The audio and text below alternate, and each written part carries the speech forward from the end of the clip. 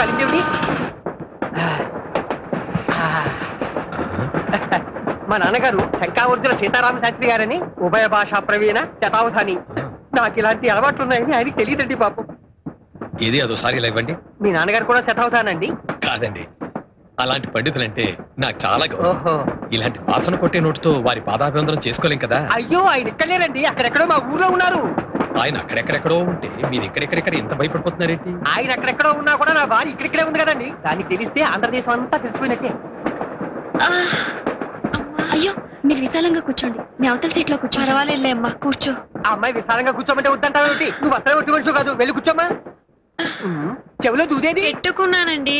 మరి నాకు కనబట్టలేదేమిటి? చెవులో దూది లోపల గాలి వెళ్లకుండా పెట్టుకుంటారు, కనిపించడానికి కాదు. ఎందుకలా గట్టిగా అడుగుతున్నావు? అసలు ఒట్టి మనిషి.